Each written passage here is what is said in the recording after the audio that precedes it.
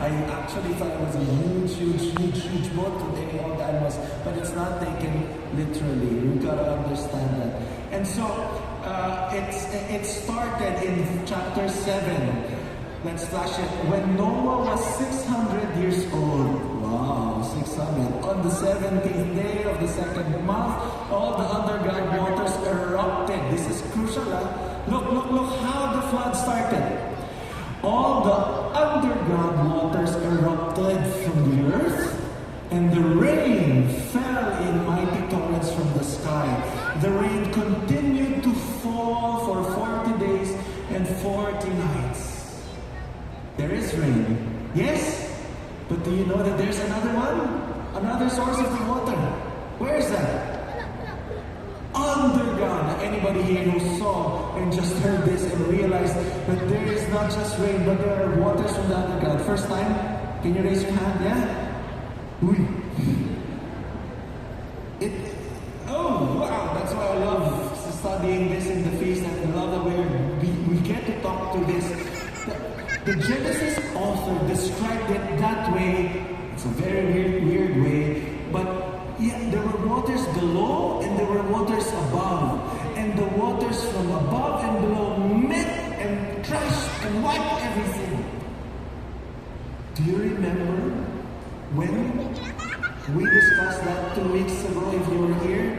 It is a strange thing. But the authors were hyperlinking it, recalling it to the creation story.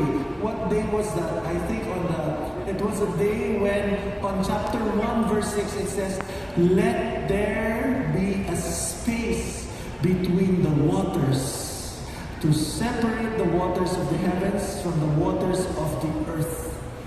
You know what's happening in the Noah's Ark story?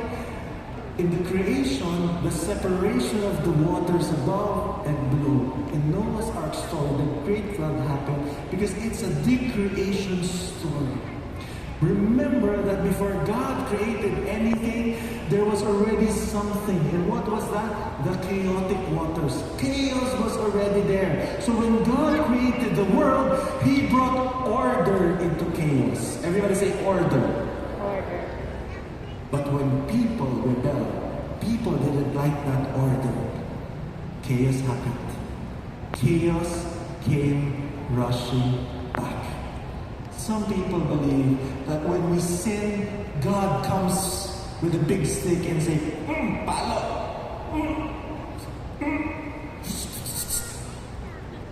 That's not what we're trying to say.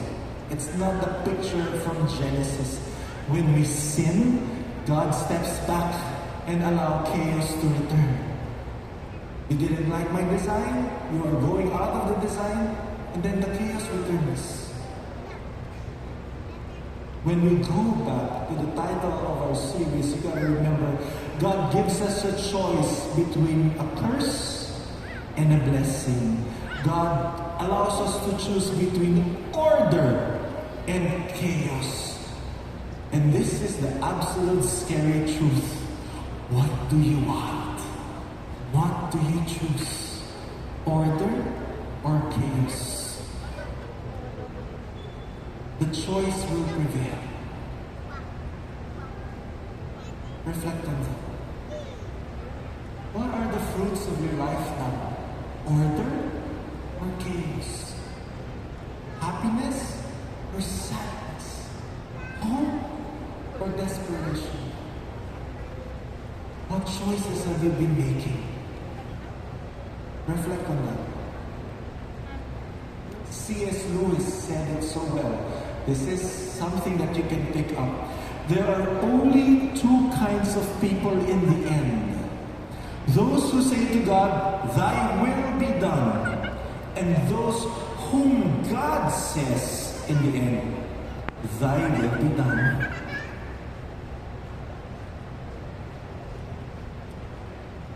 I remember when I was in high school,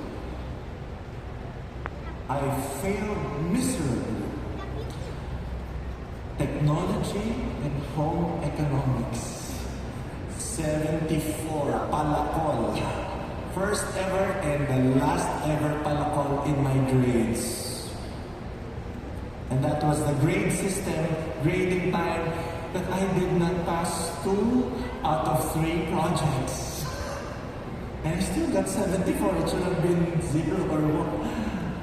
And I did not do my job, or I did not study. I did not pass the projects. I was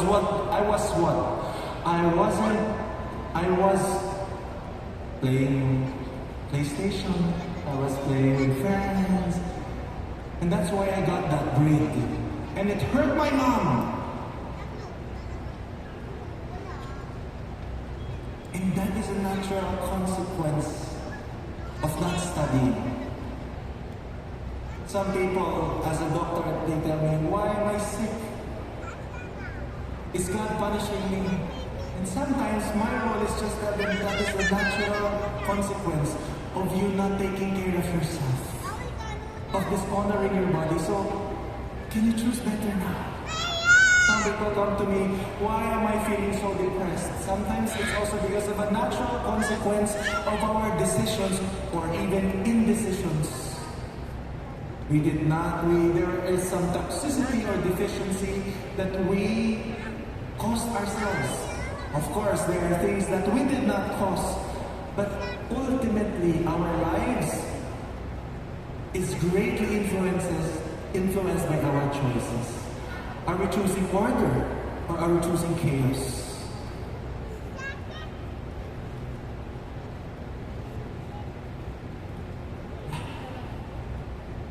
In conclusion to this Noah story, we see that there is a rainbow, a promise of God. But actually, if you dig deep, the conclusion is different. It was nice, yes, but there's something I would like to discuss here. After the floodwaters receded, Noah steps off the boat, and Noah offers a sacrifice. And God promises that He won't curse the ground again. And He tells Noah and his family to be fruitful and multiply, to become the new carriers of His blessing to the world. When was the last time that there was a sacrifice in the Genesis story? It was during Cain and Abel. And during Cain's time and Abel's time, God did not accept Cain's sacrifice.